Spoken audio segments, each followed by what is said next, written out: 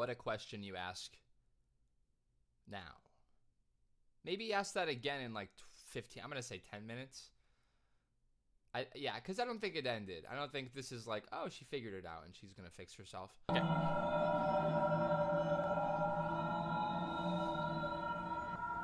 This is what we cut to, by the way, in the intro. Hello and welcome. My name is Nick Flip. I'm a composer and a vocalist, and we're going to be checking out Natasha, Pierre, and the Great Comet of 1812, part number 5.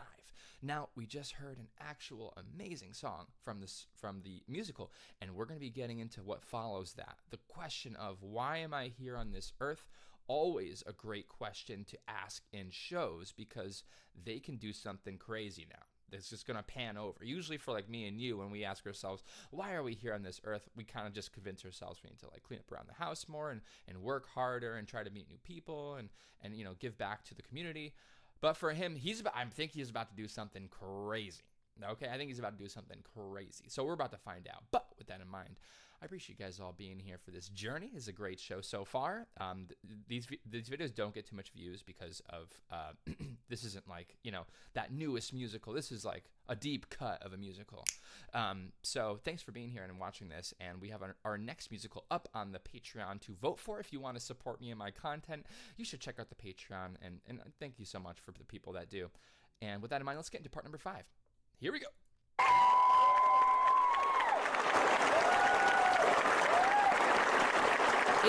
Again, I just commented from the last video, but just a reminder that Josh Groban did not give 10 out of 10 energy for this one. He gave like 6, and people are still like clapping amazingly for him just because he can convey amazing emotion through his 6 out of 10, and that's very, very like that's heartfelt, especially with the theme of the composition was amazing. So it feels like this is probably one of the better songs of the show. That's what I think, just from how people are reacting to it.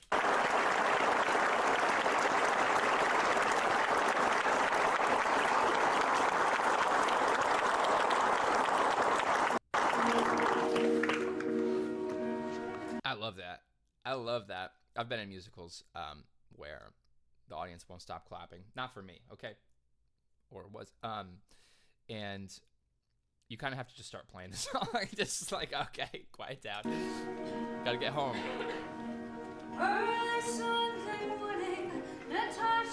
Lydian again. Oh, James Bond theme. James Bond theme. I don't know if you guys heard it. It was.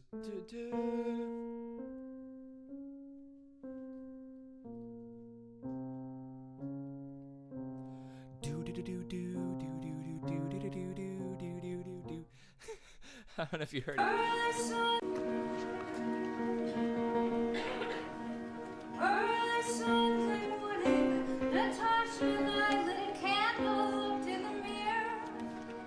Love the James Bond theme. Face, don't be silly. They say you can see your future in a long row of candles stretching back and back and back into the depths of the mirror. In a dim, confused glass square, you'll see a coffin or a man. Dude, this is so good. Everyone sees a man. Sorry, I have to back up. I wasn't listening. The music is so good. Like, this is a classical composer, whoever created this piece, or like this musical. It's so good. It's like it's romantic period classical music to me, and obviously it's mixed with pop style singing in many cases. This is not operatic singing. This is like pop. This is music. I should say this is new musical theater. Anyone from like the 70s, probably before that, would call this type of singing like pop singing. Like I guess this would be called like rock, you know, but back then, not now, we wouldn't call that, because of the singing styles. Is like the vibrato isn't here. It's very small vibrato elements. It's more just spoken, with singing, bright singing vowels. So it's just interesting to hear this, and with the classical music elements of the songs, like they meld together so well. A row of candles stretching back and back and back into the depths of the mirror. In a dim, confused glass square, you'll see a coffin or a man. Everyone sees a man. I see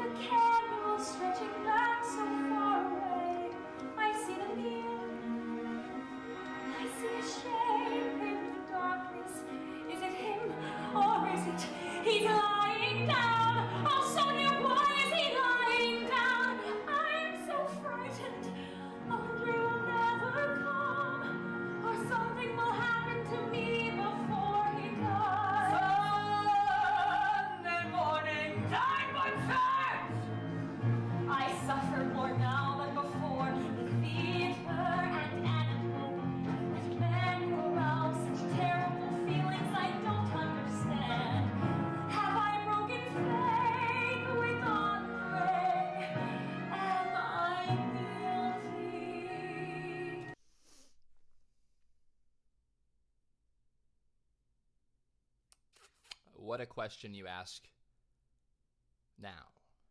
Maybe ask that again in like 15. I'm gonna say 10 minutes. Because I don't think it ended. I don't think this is like, oh, she figured it out and she's gonna fix herself. Yeah, I don't know. She's asking about, if you didn't understand what she said, she's asking herself, is she not faithful to Andre? Good question. Let's figure that out. I don't know. I'm suspicious. Those. After church, Mario left for principal concept. That was the cool. rudeness of that man outspread them out. That terrible old prince. I can't Back to bear some to think Hadestown I'll type shut myself jazz. in my room and try on new dresses. And just after Mario left, there was a knock at the door. Natasha Woodblock's back. turned her head to the glass when Little she heard glockenspiel a back voice there. that made her flush.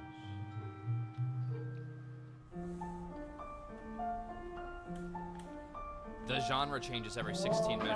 It's insane. Feel free to dance.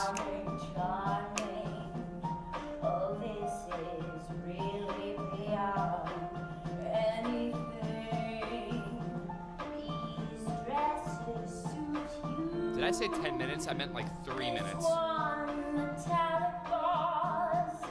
Straight from Paris. Anything suits you, my charmer. Oh, how she blushes, my pretty. Sorry. Oh, how she blushes, my pretty. Charmante, charmante. You are such a lovely thing, wherever you be. Oh, it's her. Oh, It's jeez. such a shame to have folks in the country. Charmante, charmante. What does that mean? Chalute? Now if you have a dress, you Dress. wear it out. How can you live in Moscow and not go nowhere?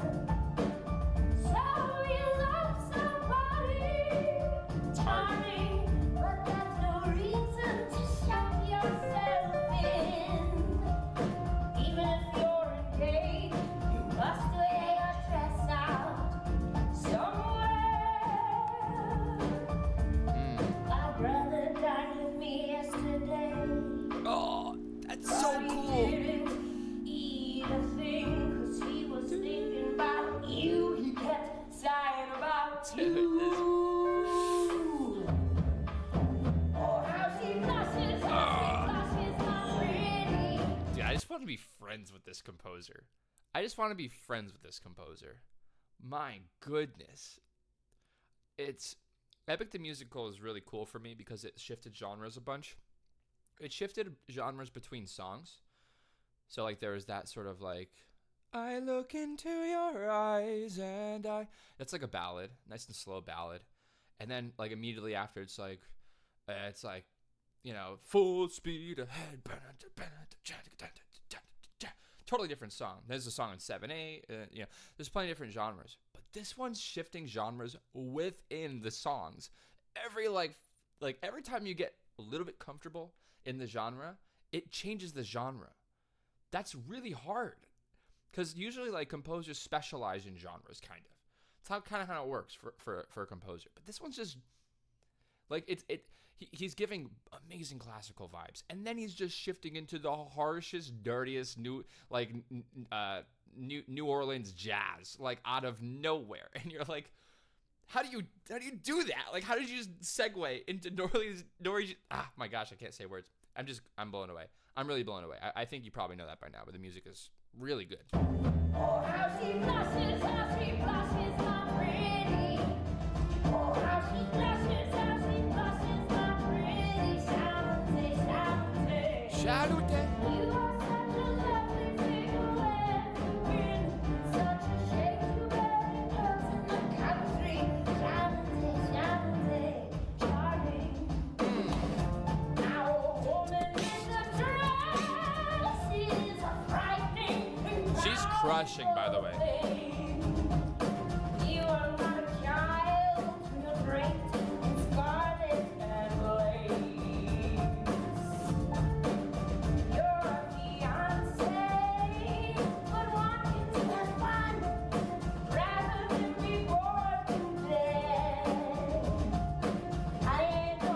left shoulder.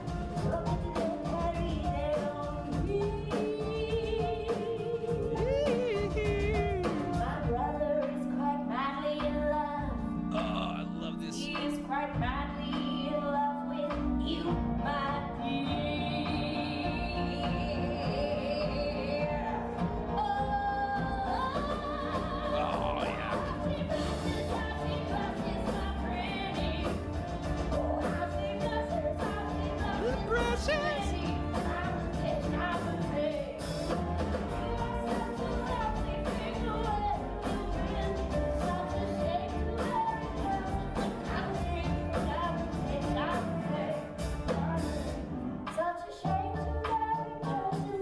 Uh-oh, I don't like the mirroring.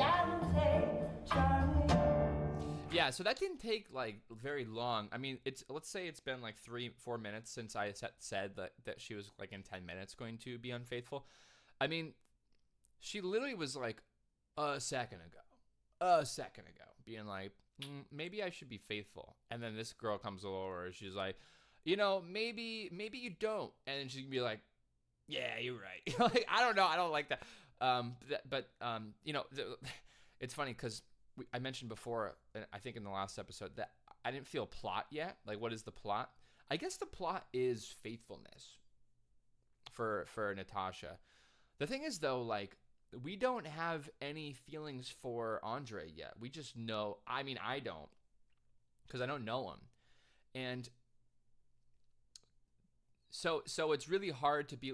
And we do know the other character that she's sort of falling for. I forget his name.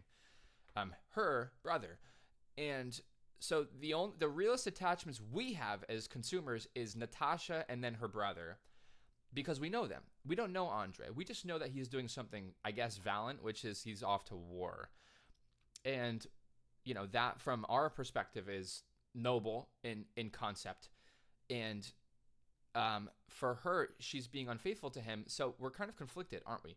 Because we like the other character who's a player, who's honestly not a bad guy.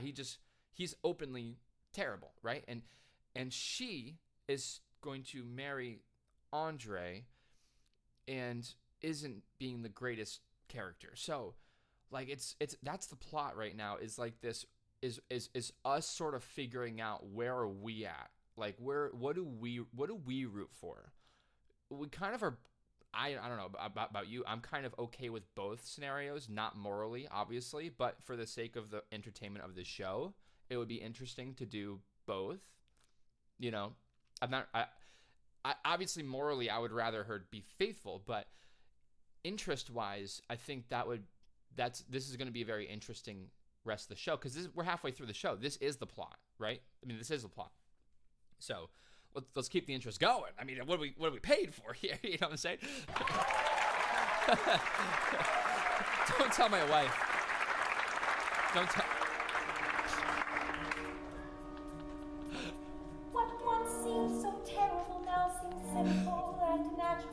She knows that I'm engaged, and still she talks so frankly. It must be alright. Yep. Okay. Yeah, that's what I'm saying. Like, figure it out. Like, she said it too. Like, you're not a child. Figure it out. And she's gonna use this as her like reasoning here. She's creating this. It feels like already that she's using this as like she told me to. I don't like it. There's a ball at my house tonight. You must come.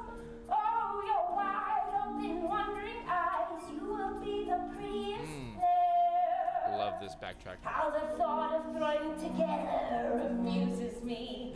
You must Growl. come. I will come. Nice. 5 minutes. Waiting at the door, waiting at the door, waiting. He has done nothing wrong.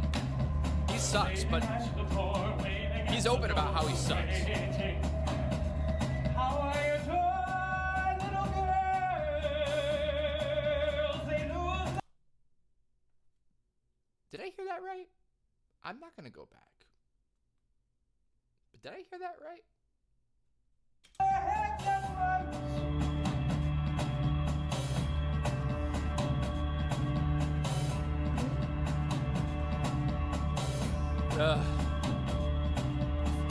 5 minutes. 5 minutes, folks. 5 minutes. This is like, oh. My intro should be being like, will they do that? And then I should just have the video of that. 5 minutes.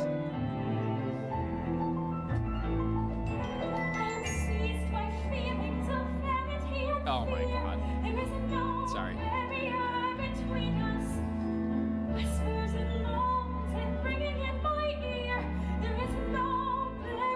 Oh, that's cool.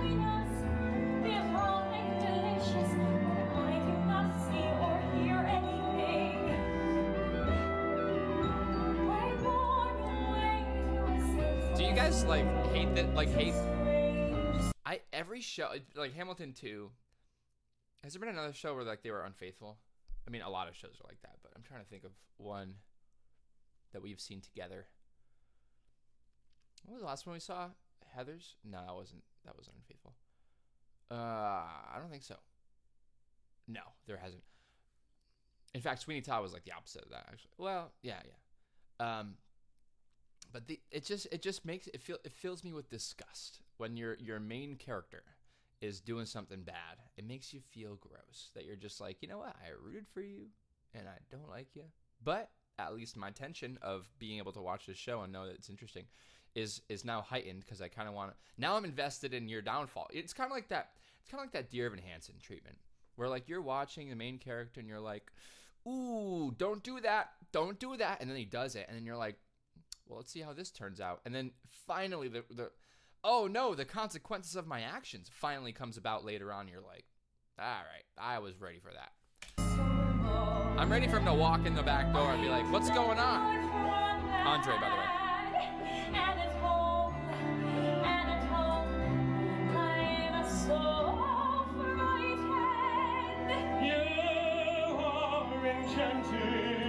And as we danced, he pressed my waist and hand. Aw, that's nice.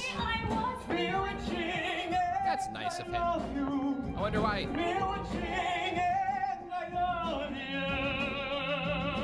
Crazy.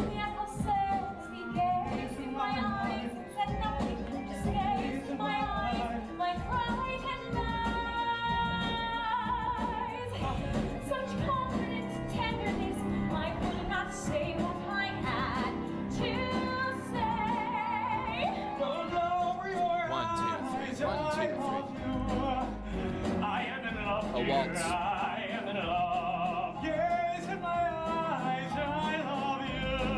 You are bewitching. What can I do, darling? What can I do? Don't say such things. I am betrothed. I love another.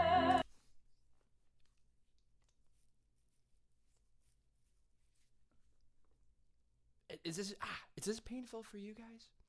I am betrothed. I love another. As you are dancing, like you okay. Don't speak to me of that. Dancing is totally fine. And I am madly, madly in love with you. Dancing is fine. Your mind might have thought there. I'm so frightened. I don't understand anything tonight. I can feel your eyes upon me. Rocking her back, wiping her face close to mine. It's hard for He's been like, yeah, I'm like so close to mine. super into you. I see nothing else. Is it possible that I should never see you again? I love you madly. Can I never? Natalie, You press my arm. Natalie, You're hurting my hand. Natalie. I don't understand. I have nothing to say.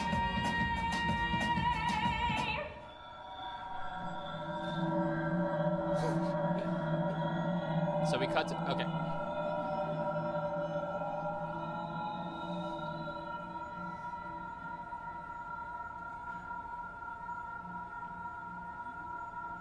This is what we cut to, by the way, in the intro.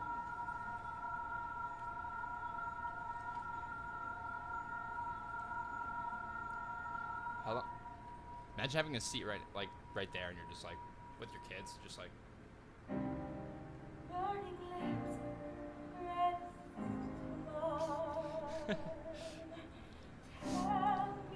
Wouldn't be like Heather's though. Just I'm trembling, so frightening. You're trembling because you know that what you're doing is wrong, and that's called your conscience kind of taking over your body. Andre, Wrong. That's not his name. but I love you. Les Mis. That there is no doubt. How else could all this have happened? Ooh, he was interested in the chase, not you. I can see that from here. It means that I have loved you from the first. It means that you are kind, noble, and splendid, and Nope. I could not help loving you. So before she did the same thing with the sister of sort of rationalizing it. Oh, you told me to, and now this is her rationalizing. I like how shows sometimes do this, where they explain your bad reasoning. I actually hate it in like a lot of like anime. If you guys watch anime, or maybe it's just me, that everyone is always optimal. They always pick the best idea, and I hate that. There's only like Death Note I like where they do that. It's like because they explain it after, but they do make mistakes in Death Note, which is really interesting too.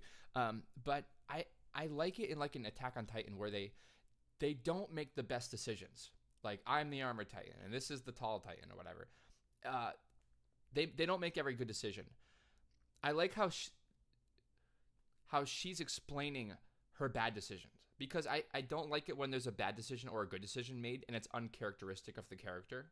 Like you were the dumbest character in the show. How did you come up with the smartest plan ever? I hate that in shows when you act outside of your bounds. And they're explaining her bounds.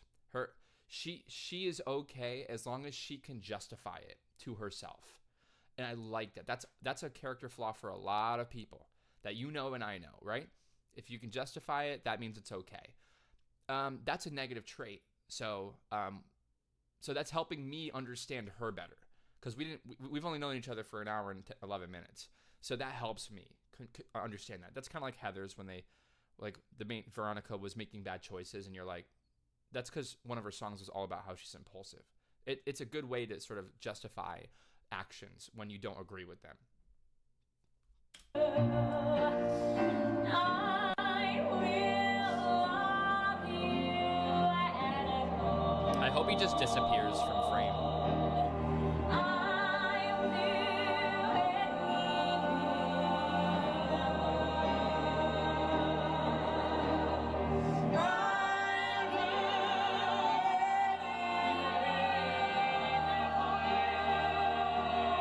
This like dirge of a song, it almost sounds like a funeral march. Dum, dum, dum. 2, 3, 4, 5, 6, 1, 2, 3, 4.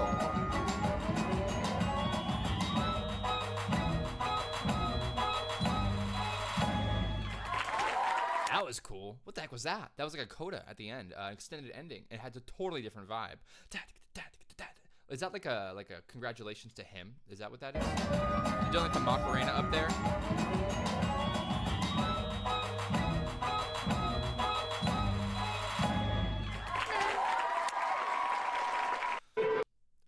Oh, that's the intermission. Interesting.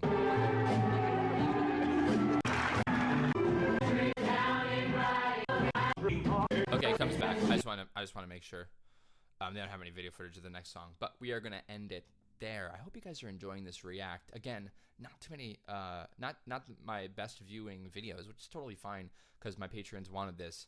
I'll always do it for you guys because you guys are the ones that stick around. So thank you so much for being here. If you can support my content on the Patreon, that'd be so nice of you. But if not, totally fine. Please hit that sub button on the YouTube though. Love to see you guys come back for the next react. And that's gonna be it. Until next time though, I will catch you all on the flip side. See you later. And a huge thank you to all of my patrons. All of you make this possible. I appreciate all the support. The flip, the flop, the flippity flip, the flipsy T, flippinator. You got the flip on the left, you got the flip on the right. That's a flip man. The flip, the flop, the flippity flip, the flipsy T, flippinator. You got the flip on the left, you got the flip on the right. That's a flip man. The flip,